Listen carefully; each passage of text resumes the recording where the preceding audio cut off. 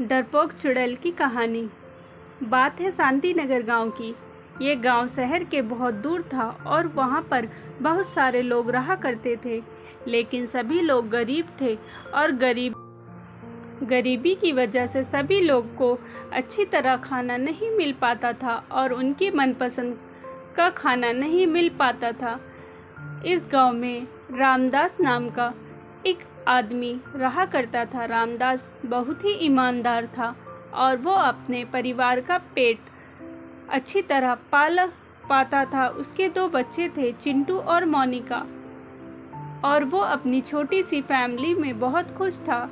एक दिन रामदास उसके घर आता है और अपनी बीवी से कहता है कि मेरी नौकरी छूट गई है, जिसकी वजह से अब हमें बहुत ही मुश्किलों का सामना करना पड़ेगा। रामदास की बीवी, जिसका नाम अंजलि होता है, अंजलि रामदास से कहती है, क्यों, क्या हुआ, तुम्हारी नौकरी क्यों छूट गई? इस पर रामदास कहता है, मैं जिस कंपनी में काम करता था उसे कंपनी के बॉस का साला जो मेरी जगह पर आ गया है और बॉस ने साले को मेरी जगह बिठा दिया है और मुझे नौकरी से निकाल दिया है। ये सुनकर रामदास की बीवी अंजलि को बहुत गुस्सा आया और कहने लगी कि कोई ऐसा कैसे कर सकता है? अब हम क्या खाएंगे, क्या पहनेंगे अगर तुम्हारी नौकरी ही नहीं रही तो? अब रामदास बहुत दुखी हो जाता है और सोचता है कि आप कौन सी नौकरी की जाए। तभी उसे याद आता है कि उसके घर के पड़ोस में एक लकड़ी का कारखाना है, शायद उसे वहां नौकरी मिल जाए।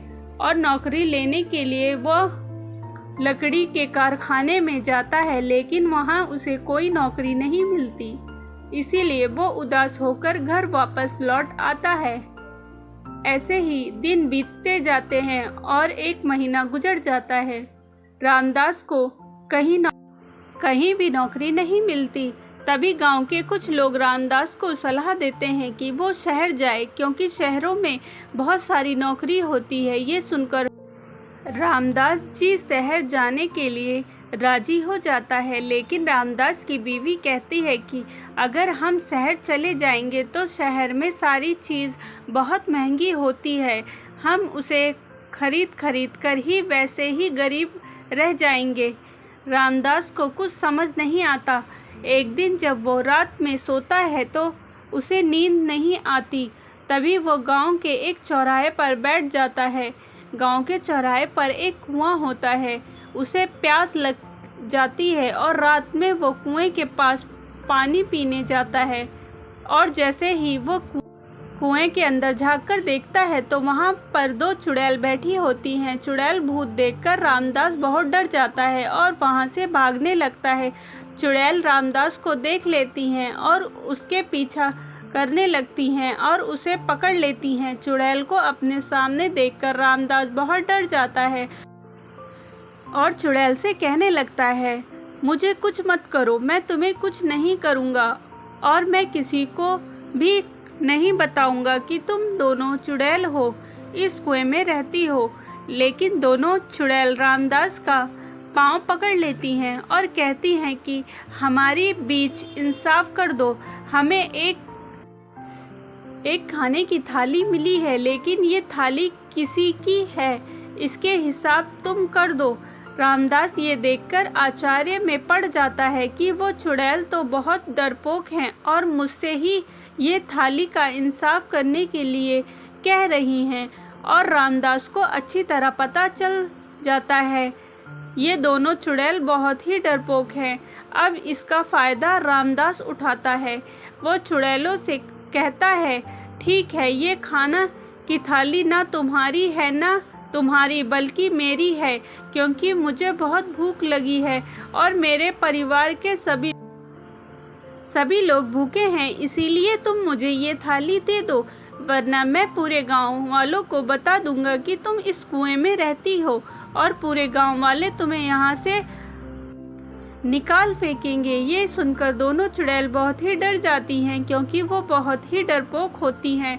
इसीलिए वो अंदर से कहती हैं, ठीक है, ये खाने की थाली तुम लेकर चले जाओ। रामदास घर जाता है और अपने परिवार वालों को उठाता है और सारे लोग पूरे थाली में से मज़ेदार खाना और स्वादिष्ट खाना बहुत ही मज़े से खाते हैं और रात में सो जाते हैं। लेकिन जब सुबह होती है तो रामदास ये सोचने लगता है कि अब मैं इन दोनों डरपोक चुड़ैलों भूतों से कैसे पैसे कमाऊं। तभी उसके दिमाग में एक तरकीब सूझती है और वो रात होने का इंतज़ार करता है, और जैसे ही रात होती है वो फिर से उसी चौराहे के पास जाता है और दोनों ही चुड़ैल भूत को आवाज़ देता है। रामदास की आवाज़ सुनकर वो दोनों डरपोक चुड़ैल भूत कोई से बाहर निकलती है और रामदास से कहती है, तुम्हारा धन्यवाद कि तुमने हमारा नाम किसी गांव वाले को नहीं बताया कि हम कुएं में रहते हैं। रामदास कहता है, ठीक है, लेकिन इसके बदले में तुम्हें भी मेरे लिए कुछ करना होगा। दोनों चुड़ैल कहती हैं कि हमें क्या करना होगा। इस पर रामदास कहता है, आसपास के गांव में बहुत ही ऐसे पेड़ हैं जिस पर बहुत सारे फल लगे हैं, उन सभी पेड़ों पर से मुझे फल लाकर दो। दोनों चुड़ैल बहुत ही डरपोक होती हैं और वो डरपोक बहुत रामदास का कहना मान लेती हैं और आसपास के सभी गांव के पेड़ों पर से रामदास को बहुत सारे फल लाकर देती हैं। रामदास बहुत सारे फल जमा करता है और सुबह होते ही उसे मंडी में जाकर बेच देता है।